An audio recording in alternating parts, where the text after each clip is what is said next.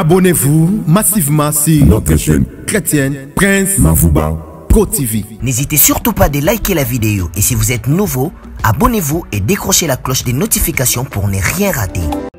Au commencement était la parole, et la parole, et la parole, et la parole, Christ, radio, parole, vie, la radio qui donne la vie, qui donne à travers la parole, Alléluia. Merci Seigneur. Jésus-Christ de Nazareth, le seul Dieu, l'unique et le grand vainqueur de Golgotha. Pour le deuxième jour à retraite, Oyo. Que le merci nous avons le lingue mitema batuzo sopana liboso yo. Ne mitema zozoka. Seigneur, merci nous limbisi. Merci nous restaurer Seigneur. Pour passer réparation dans ma beauté belé. Te recommander deuxième jour ya lelo, la retraite à lelo. Il y a mystère, du sang entre tes saintes mains. Règne au milieu de nous en royaume maître. Dans le nom de Jésus-Christ de Nazareth, le seul Dieu, l'unique et grand vainqueur de Golgotha, que nous avons ainsi prié et déclaré, et nous disons Amen. Amen. Merci les hommes de Dieu.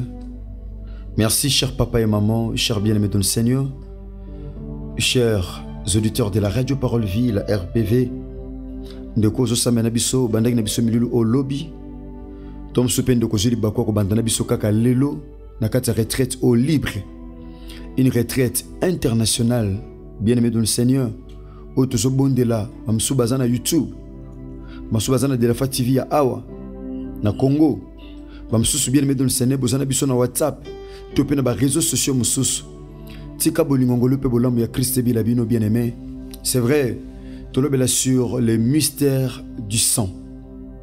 Bien-aimé, non du mettre les bottes moko et pambo manager l'activité oyo. Au deuxième jour nango lelo par la grâce de Dieu. Koloto simbisi deuxième jour ya lelo le sambo. Mole mo santo yo osonda kanyos. Tika kimyango lubolingo nzambe tata e bila bison kolo. Pe sepela ku yanula moko na moko tata kolentama na confiance otozo sala yo. Na kombono Yesu Masia Nazareth ndeto bondeli petolobi. Amen. Amen. Merci les hommes de Dieu. Tous en a livre à Hébreux chapitre 2, verset 14. La Bible dit ceci.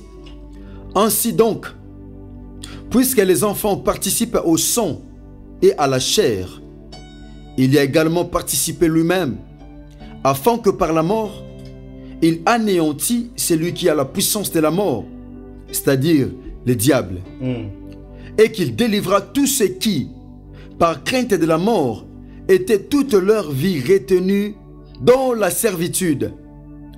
Verset 15. Bien-aimés dans le Seigneur, les mystères du sang.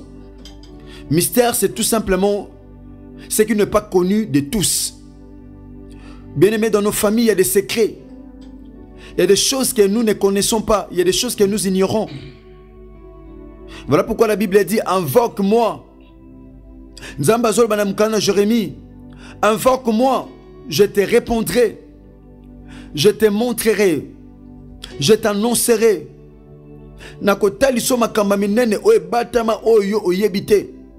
Bien-aimé, il y a beaucoup de réalités qui se cachent derrière le sang.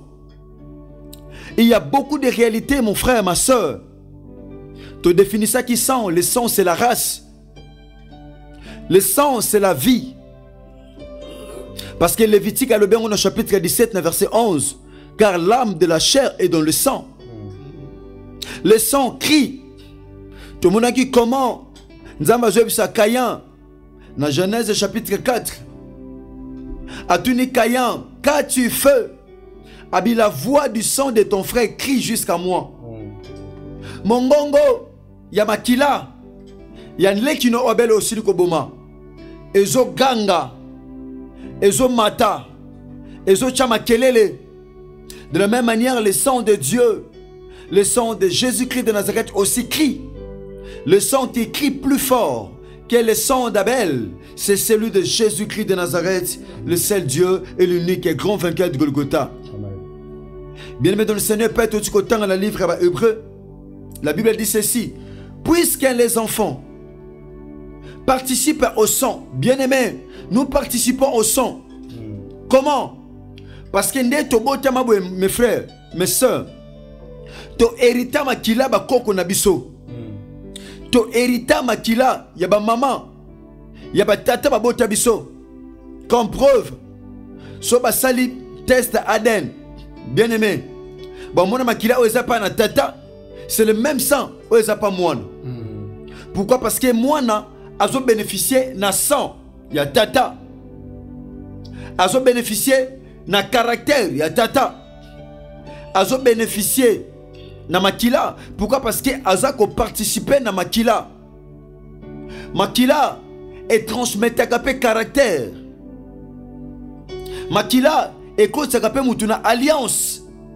Ba tebele ba kota na alliance ya mutu moko songolo suite à makila. Makila kota ba tu na alliance.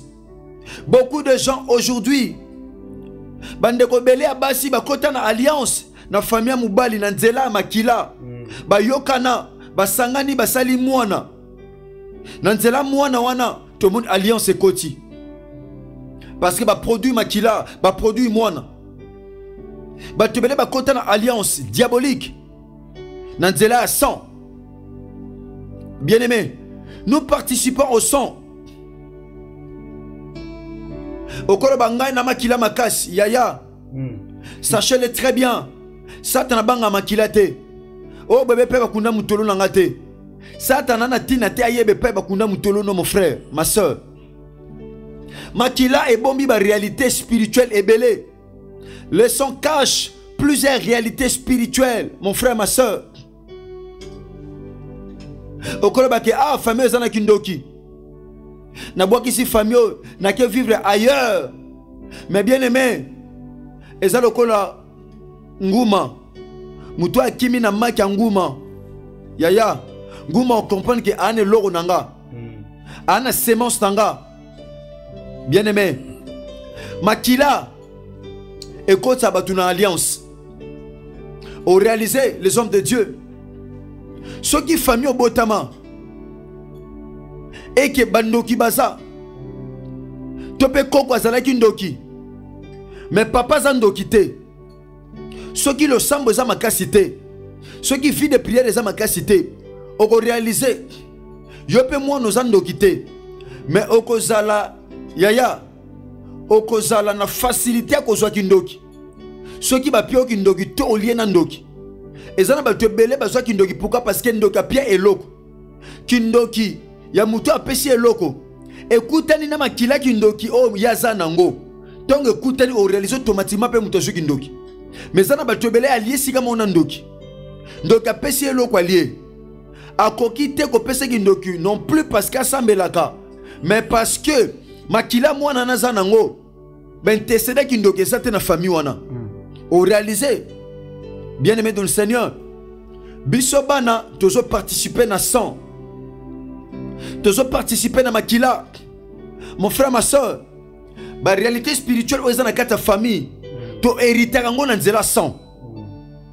Ba réalité famille, obitumba ya papa, obitumba famille, o koto maman, yaya, to hériter ngo na nzela sang. Le sang est tellement puissant. Le sang, c'est une race. Le sang est une puissance. Tagalo rezo gang. Tagalo rezo gang na se. Même ngongo na rezo koma tipa ina nzambe. Bien aimé. So kutu makile zo gang les hommes de Dieu nzamba zo ka mungongo makila. Po anite ka le samba papa. Po anite ka le samba maman. Po anite ta yanola. Puisque les enfants participent au sang et à la chair, la Bible dit, il y a aussi un homme pour nous sauver. Il a fallu participer aussi dans le sang. Il y a un homme pour nous sauver. Il a fallu participer dans Makila. Pour détruire les diables, il a fallu participer dans le sang. Pour nous donner l'autorité de marcher sur les sparks, les serpents, sur les scorpions, il a fallu participer dans Makila. La Bible dit à participer dans Makila. Pourquoi? Pour un objectif, afin que par la mort à Tangisagi Makila, lorsque le sang coule, ton Makila est sopana eza tango muto a transmetaka vie. Tout le monde a maman soit qui na maternité pas bota. Tout le monde a kamai na makile bimaka. Eza peine lombe moko pour nous sauver. Il fallait matana croix sopa makila. Kombone Yesu Masia Nazareth. Amen. Nous sommes sauvés. Bien-aimé dans le Seigneur, connaître makila au Christ à sopa na croix. Le diable ne peut jamais te condamner, papa. Le diable ne peut jamais te condamner, maman. Attaque comme makila affamé à ma casse. Mais il y a un sang qui nous a rachetés. Amen. Il y a un sang qui nous a rachetés. Christ a participé à un sang. Pour quel objectif? La Bible dit ceci.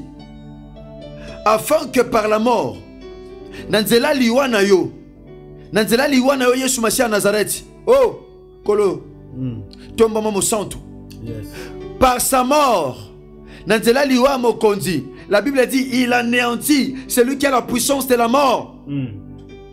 Nanzela liwa na Yesu Masia Nazareth.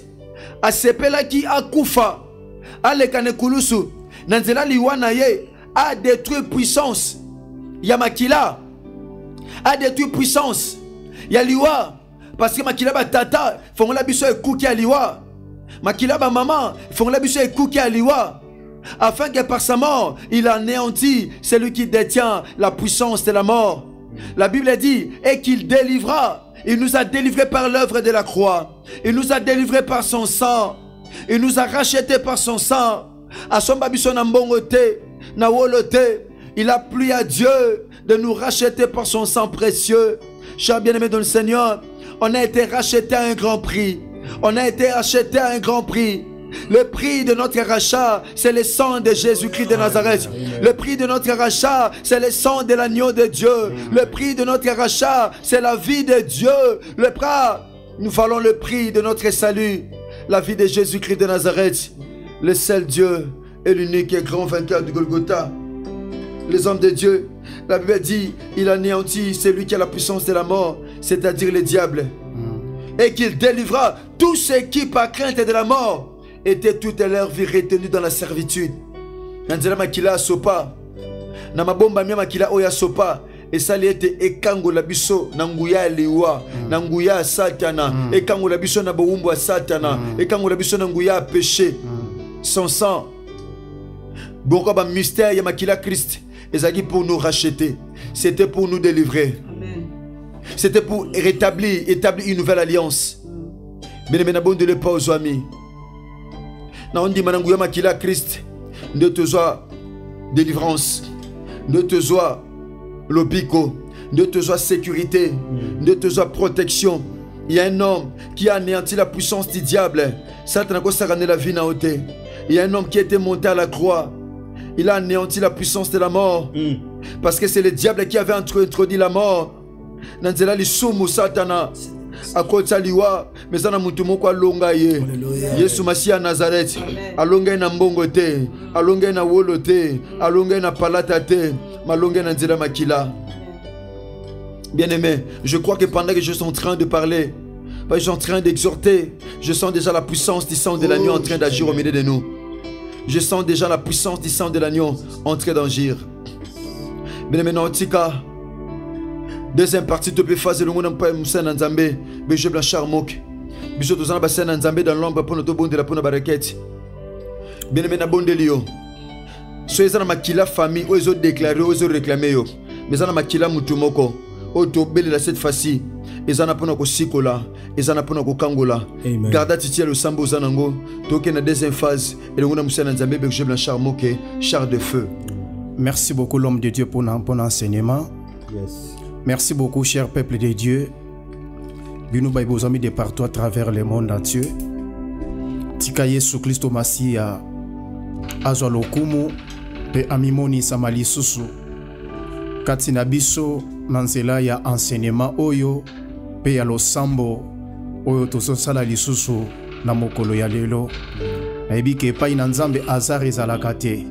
Il fait toutes choses pour un but. Tika Nzambe wana amimonisa makati na biso. Oui bien-aimé, kolandisama na enseignement na lingi tosambela epai na Nzambe. La Bible dit na mukanda ya Néhémie alobi recommande ton sort à l'Éternel Mets à lui toute ta confiance et il agira. La lingi premièrement, tokende ko recommander bomo inabiso na maboko ya Yesu Kristo Masi à Nazareth. Ye oyo aza notre rachat, notre rédempteur. Toloba na ye nkolo, na ye kosimbisa bomo inanga na maboko na yo. Oui, na botamaki na libota oyo nga na botama na yango na nzela ya papa pe ya mama.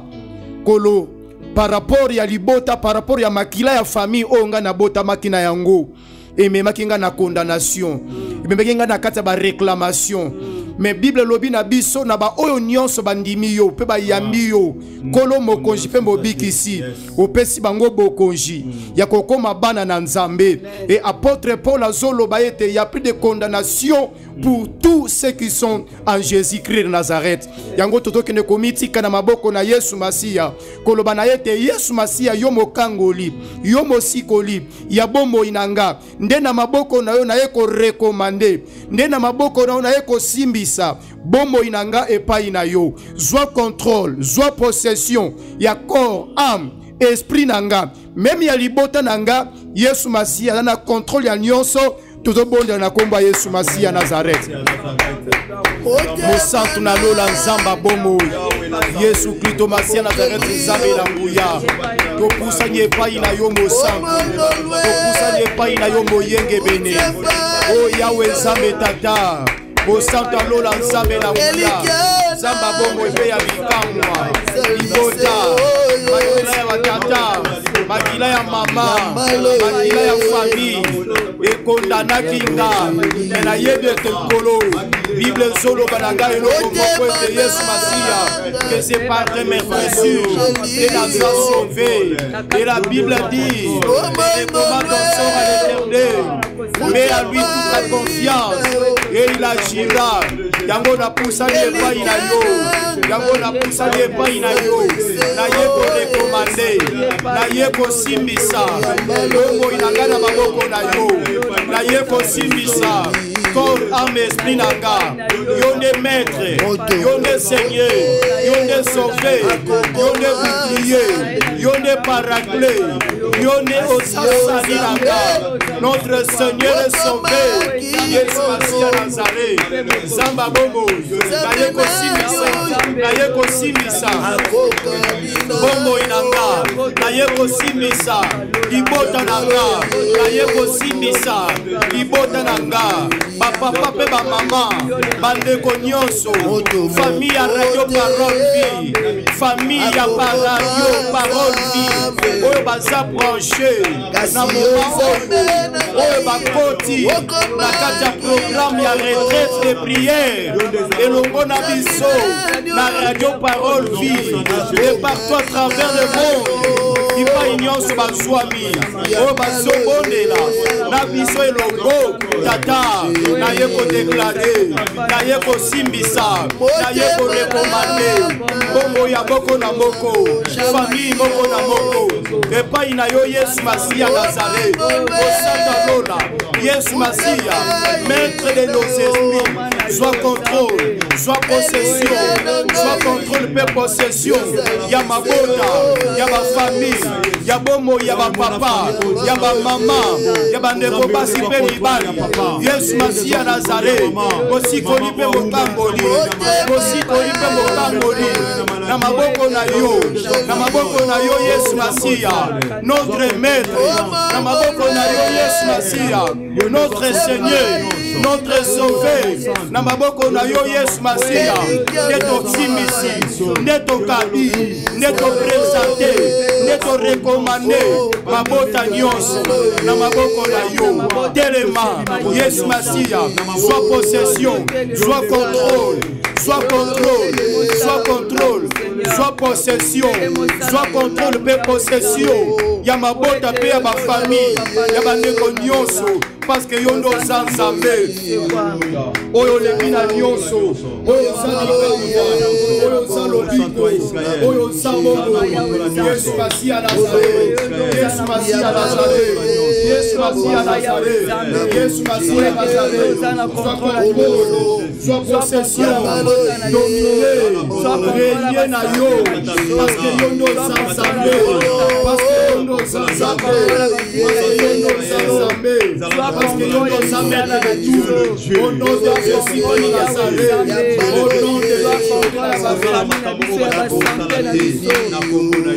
nom puissant de Jésus-Christ de Nazareth, les hommes de Dieu. La Bible dit dans le livre d'Hébreux chapitre 12, verset 4. Bible Zolo Banabisonin. Jusqu'aujourd'hui, vous n'avez pas encore lutté jusqu'au sang en combattant ou en luttant contre le péché. Bien-aimé, Bible Zolo Bake, tina moment oyo. Yo nanga nan to résister te. Fina kata makila na biso. Poto bunda contre l'isumu. Poto bunda contre impudicité. Poto bunda contre moyibi, contre l'okuta. Poto bunda contre haine, contre jalousie. Poto bunda contre l'imitation. Poto bunda contre réclamation. Ya mabota na biso. Nanu to bundite jusque na niveau ya makila na biso. Pourquoi? Parce que na makila nebi pa iwapi oyo nanga to hérité ba lois établies, to hérité condamnation, to hérité malédiction, to hérité maladie héréditaire, to hérité même limitation d'âge, to hérité vie à péché, il y a impudicité, to hérité vie à ivrognerie, to hérité nyonso o eza négatif, oyo est influencé. Bomo inabiso, oye condamné, bomo inabiso.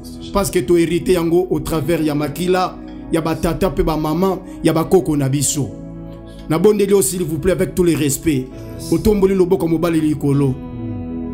Loba kolo Yesu Masi à Nazareth. Kolo Yesu Masi à Nazareth. Na lo sambo ya lelo. Na lo sambo ya lelo. Kolandisa mana lilo banayo. Kolandisa mana lilo banayo. Nazo déclaré. Nazo déclaré. Makila na yo Yesu Masi à Nazareth. Yo Yesu Masi à Nazareth. Oye sopana ne kulusu ya Golgotha. Sopana ne kulusu ya Golgotha. Le sang de la nouvelle alliance. Le sang de la nouvelle alliance. Oye rachetanga. Oye rachetanga. Oye purifianga. Oye purifianga. Oye justifianga. Oye justifianga. Makila na yo Yesu Masia. Nazo déclaré. Lelo. Na volonté nanga. Na décision nanga. Na lisungi ya molimo mosantu. Elongo na nguye ya kombo Yesu Masia Nazareth. Makila na yo Yesu Masia. Ebanda ko purifier. Corps nanga. Âme nanga. Esprit nanga. Makila na yo Yesu Masia. Ebanda ko annuler. Loi établie nyonso. Oyo bakoko basala. Makila na yo Yesu Masia. Ebanda ko annuler. Alliance ancestrale nyonso. Oyo bakoko basala. Makila na yo Yesu Masia. Ebanda ko annuler. Pacte nyonso. Oyo bakoko basala. Makila na yo Yesu Masia. Ebanda ko rendre nga libre. Makila na yo Yesu Masia. Ebanda ko effacer. Pe ko annuler. Oyo nyonso na hérita. Uta bokoko na biso. Lelo na bombo inanga Blanchard. Ezala anéanti. Ezala condamné. Ezala détruite. Ezala nul sans effet. Au travers ya makila na yo Yesu Masia Nazareth. Maboko na zobeta. Nazo déclaré. Makila na yo Yesu Masia. Ebanda ko effacer. Ebanda ko annuler. Makila na yo Yesu Masia. Ebanda ko justifier. Makila na yo Yesu Masia. Beta maboko papa mama.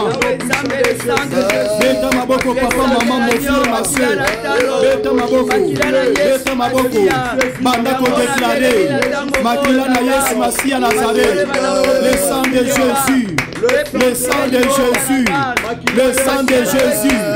Le sang de Jésus de Nazareth. Le sang de Jésus de Nazareth.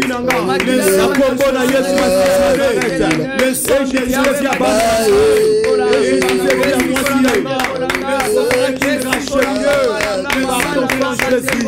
Voilà pourquoi les sang de l'agneau.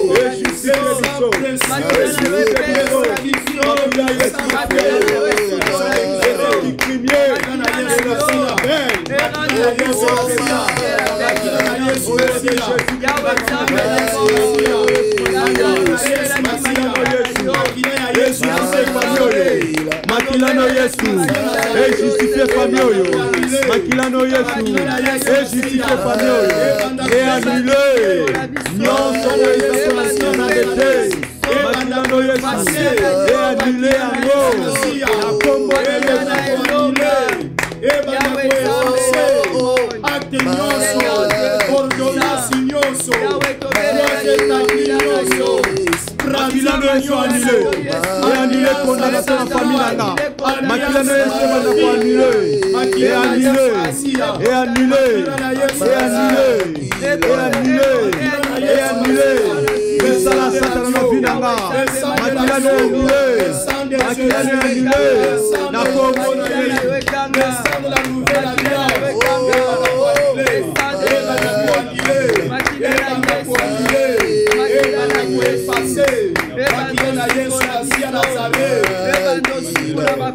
Au nom puissant de Jésus de Nazareth. Les hommes de Dieu, c'est dans le sang. Neto hérita kanyonso. Yes. Na makila ne biso to hérité. Même ba maladie o ezaba maladie moko héréditaire. Ma maladie o ba koko ba bela. Ba kufa na maladie wana. Yango wana pe ba parents na biso ba bela. Ba kufa pe na maladie wana. Yango peut-être bien aimé. Yango pe okomiko bela. Okomiko se manifester. Na kati ya bomo to na nzoto na yo. Liwa etelemi liboso na yo à cause ya maladie wana.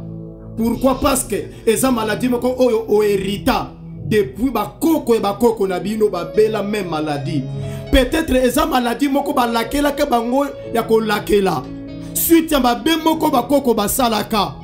Nde ba lakela ka bango ke na famille na yo, na vie na yo, oko vivre conséquences boye maladie boye et maladie wana bakoko ba bela, baboti ba bela, yo nanga pe tozo bela même maladie, même situation, yo nanga tozo subir ba réalité wana. Bien-aimé tomolo lo bon bali s'il vous plaît. Lo bakolo Yesu Masi à Nazareth. Kolo Yesu Masi à Nazareth. Loboko na tomboli. Loboko na tomboli. Nazo déclaré.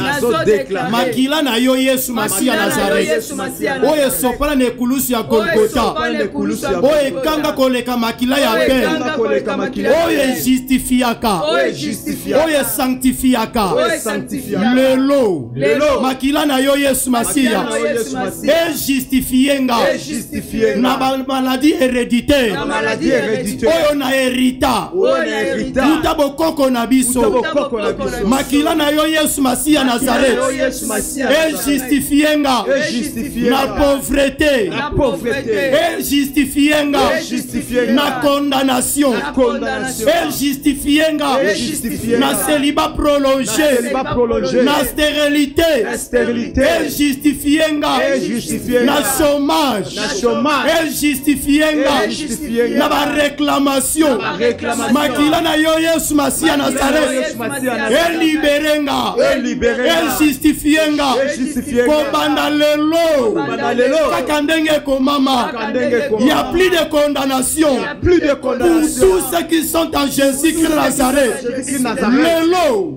Ngai Blanchard. Tena libota nanga. Dans la justifiée. Dans la justifiée. Na toutes sortes de condamnation. Na toutes sortes de maladies héréditaires. Na toutes sortes de lois établies. Oyo bakoko basala. Oyo bakoko baloba. Oyo bakoko batika. Oyo bakoko bavota. Oyo bakoko badeklara. Lelo ngai Blanchard. Na libota nanga. Na bandeko nanga. Toza justifié. Toza justifié. Par le sang de Jésus-Christ Nazareth. Maboko na zobeta. Na so déclaré justification. Na déclaré justification. Makilano yese bando justifié nga. Makilano yese justifié famille nanga. Makilano yese justifié libota langa. Et justifié voici langa. Et justifié banananga. Na kombo na yese. Makilano déclaré. Makilano yese justifié nga. Makilano yese sang de Jésus. Le sang de Jésus. Au nom de Jésus. Au nom de Jésus.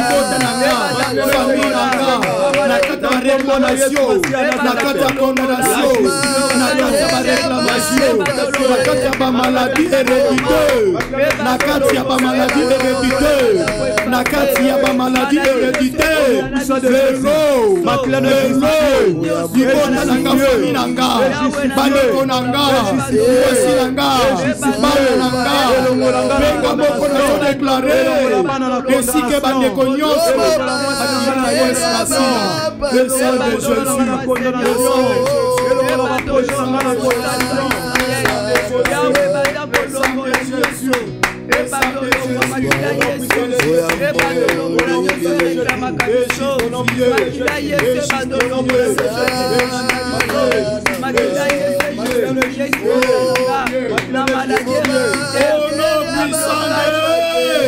Jésus-Christ de Nazareth. Les hommes de Dieu, l'homme de Dieu, tu déclarer mot en Zambie, cher peuple de Dieu, tu déclarer mot en Zambie.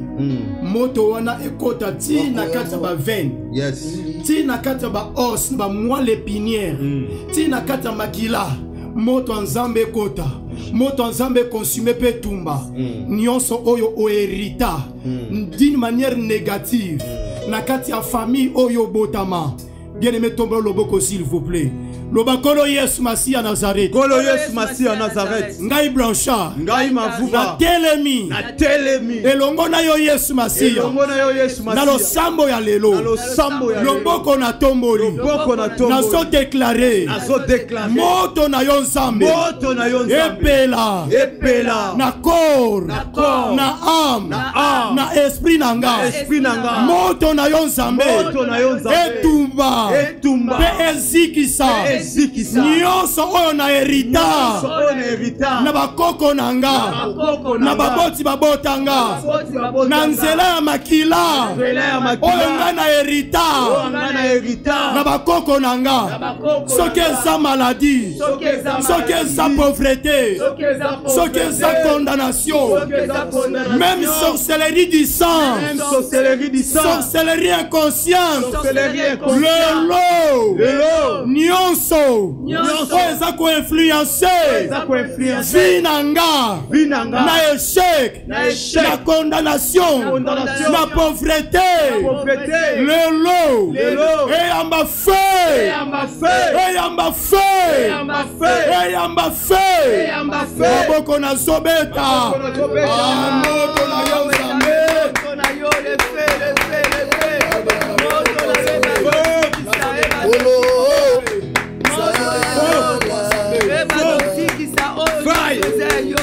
Nzambe tumba nakata mafeni nakata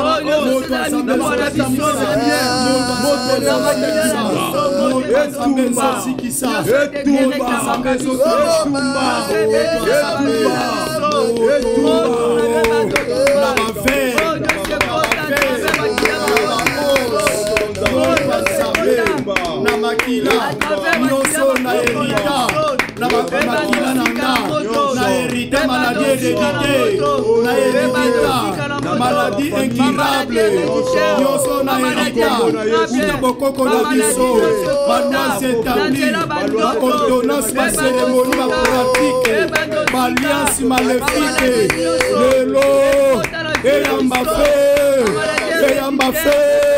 esika na moto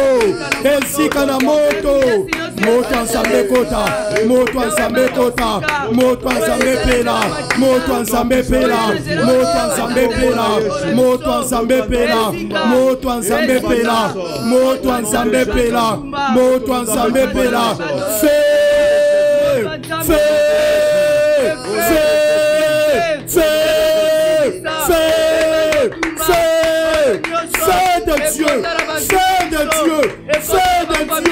Feu de Dieu,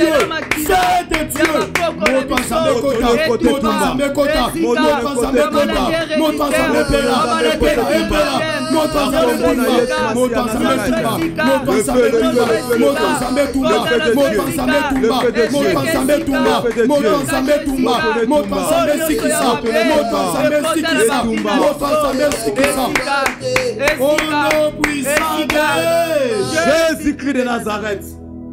Merci, cher peuple de Dieu. Je crois à la prière. Yes. Oui, Salami. Azondima.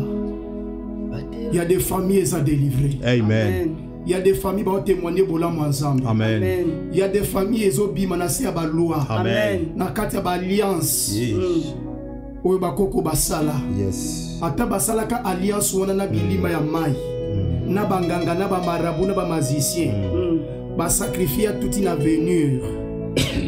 Makila ya Yesu Masia Nazareth ou souverain ekulusu à Golgotha. Eza ko annuler ba alliance nyonso. Ko annuler au nom de Jésus. Merci peuple de Dieu. Au garder silence au fungoli maboko s'il vous plaît sika ozali. Monseigneur Nanzambe pasteur Prince Mavuba azo sambela ko déclarer que mabota nyonso o ezalaki na kati ya ba réclamation. Ou ezalaki ko vivre na sia ba influence moko maléfique au travers ya ba alliance o bakoko basala oyo to hérité na nzela ya makila. Alliance wana ezala brisé, anéanti pe condamné. Au nom puissant de Jésus-Christ Nazareth, Nzamba solo pe abomoy, Nzamba makoki nyonso. Père, loboko nange tombwa milikolo en qualité de ton serviteur pour déclarer Christ et annuler puissance nyonso yamakila. Ou est kota la kataba veine. Alléluia. Jésus-Christ Nazareth, nous sommes de la race de vainqueurs. Le kola yo za vainqueur Christ oza na race na yo. Mais au moins tozala ki doté na race ya makila moko ya kolela. Mais aujourd'hui à cause ya sang au sopa na ngomba ya Golgotha, le sang de l'agneau, le sang qui crie mieux que le sang d'Abel. Père, je déclare sur l'alliance auto salon Nzambe que puissance nyonso ya makila auto zala ki na yango ya ba boti ya barrière parents makila o emema malédiction, makila o emema blocage, makila o emema kolela, makila o emema maladie héréditaire. Lelo na déclaré que makila wana na puissance na yango eza anéanti au nom de Jésus-Christ Nazareth. Amen. Père, nous avons établi notre alliance sur ton sang, le sang Jésus-Christ Nazareth. Olobi ba onyo suba yambi yo ba botem botama sika. Ba o ba botam na banzela makila humanité mais par ton sang. Père, tika alliance ya makila no Nzambe. O somba biso Yesu Masia Nazareth. Et longola biso na mama kila ya famille na biso. Makilo emema kolela au nom de Jésus. Nenge to tatolio Yesu Masia Nazareth. Tozo déclarer zotika la bongo parce que nous sommes de ta race, nous sommes de la race de Jésus-Christ de Nazareth. Comme Moïse avait compris, il avait refusé à cause de la race égyptienne. Alors ben tenaza hébreu. Libote Abraham Père. De même aujourd'hui biso peto refuser tozana ba alliance ya race ya makila ko lelate tozana race ya makila no Jésus. Nous sommes pas de la race des Égyptiens mais tozana race ya ba israélité o ezali bota no Yesu Masia Nazareth. Laisse que ton sang est justifié biso pe purifier biso au nom de Jésus-Christ Nazareth. Nous avons ainsi prié. Amen. Amen. Acclamons tous pour la gloire de notre Seigneur et Sauveur Jésus-Christ de Nazareth. Merci, merci cher peuple de Dieu, chers auditeurs de la radio Parole Vie, chers téléspectateurs, il y a Chiffre 9 TV, il y a RK Pro TV, il y a Prince Pro TV Mavuba, et il y a ma chaîne Mususu partenaire, il y a YouTube Oyo, pour partager des éléments Oyo pour na cadre d'évangélisation et d'édification, il y a peuple de Dieu au besoin de partout à travers le monde. Merci mingi. Merci beaucoup to komina suka pour na programme na biso ya deuxième jour na biso ya retraite oyo eza retraite moko libre oyo oza libre ya kokende mosala oza libre ya kokende classe oza libre ya kokende koteka oza libre ya kosala bamouvement mpe badéplacement nyonso aussi possible par rapport ya baprogramme oyo oza na yango mais tout en sachant que toza na kati ya retraite de prière oyo wapi tozoluka elongi na nzambe mpo na délivrance ya bavi na biso mpe ya bafamille na biso parce que la Bible déclare que cherchez l'Éternel pendant qu'il se trouve, invoquez-le tandis qu'il est prêt. Yesu Masi azana Nazareth azana bomoy azawana pona kokangola yonanga ba yeto zui conscience pe ba yeto telemi pona kobunda na tina na bomoy na biso pe ya mabota na biso tika Yesu Kristo Masi Nazareth asala bino ngolu pe bolamu. Merci. Toza na kati ya retraite bongo na numéro oboko kiko komela biso pour na ba requête de prière topé ba intervention mususu oboko nango et pas inabiso numéro ezali 04 plus 243 89 75 70 500 917 plus 243 89 70 75 70 917 bengi biso to pe bokomeli biso na numéro wana bokozwa biso facilement eza numéro oyo etiami wana pour que bandeko bokomela biso to pe bopesa biso ba sujet na bino to pe ba requête pour que to bondela na ntina na yango bongo toza na kati ya retraite toza na altitude ya jeune tozo gêner tina ngonga ya 18h30 nde tango tokosambela na 18h30 aussi les sites fongoli jeune na biso seulement que na bandeko oboza sous cure ozo melakisi moyo kata cure ezate oza obligé à komelakisi wana nde okoki komelakisi ya pamba te pona kobatela la santé okoki komela jus moi mai to peut-être moi biscuit ya mukie omeli na mai po omelakisi et biso ba nzambe asali ngolu toza na kati ya jeune kino na ngonga ya 18h30 nde tokofongola jeune na biso bongo bwana taki programme tokoki kopesa biso. Merci beaucoup na équipe technique oyo basungaki biso. Merci na ingénieur Chris Kundenga DG pe na ndeko Jexar oyo aza de loin na kati ya voyage missionnaire elongo na tata na mboka ya Lubumbashi azo travailler na biso toujours ensemble elongo na papa Bogos Anderson pe notre bien-aimé Raïs Kangi baza sur place awate mais bazo travailler na biso ensemble na kati ya bien que na Lubumbashi na kati ya voyage missionnaire to évangélique oyo bakei po na tina na sango malamu po na lobiko ya mabota nde bazo travailler na biso elongo na kati ya retraite na biso elongo bipai bazali kuna kolo apambola bino ba bien-aimé bisika bozali tika nkolo asala bino ngolo pe bolamu. Merci pour l'apport ou bozali ko apporter na kati ya musala oyo pour que peuple ensemble bazala vraiment édifié pe babondela na biso elongo bipai nyonso bazwami. Merci kolo apambola bino. Merci nandeko Nataki Mfuta na radio na télévision na biso ya de la foi TV Yesu Masi Nazareth apambola yo elongo ndeko trésor ntingi na technique kuna kolo asalabino ngolu pe bolamu. Merci na mosali na nzambe les charismatiques notre bien-aimé héritier vous Yesu Masi Nazareth apambola yo. Merci pour l'apport na yo na kata musala oyo. Merci na mama Karine Tsao mwasi kati na mibali. Merci na pasteur Prince Mavuba Yesu Masi Nazareth asalabino ngolu pe bolamu. Merci na mosali na nzambe qui est le visionnaire ya radio Parole Vie pasteur Herbie Bisiamo oyo aza dans l'ombre pour na kobondela na biso elongo nkolo asalabino ngolu pe bolamu. Tokomi na suka ya programme na biso soki Christ a mizongeli te tokutani la ngonga ya 3h du matin ya lobby na ngolu na nzambe tata soki Christ a mizongite. Merci beaucoup, que Christ vous bénisse. Bye. Au commencement était la parole, et la parole, et la parole, et la parole, Christ, radio, parole vie, la radio qui donne à travers la parole, Abonnez-vous massivement sur notre chaîne chrétienne Prince Mavuba. GoTV. N'hésitez surtout pas de liker la vidéo et si vous êtes nouveau, abonnez-vous et décrochez la cloche des notifications pour ne rien rater.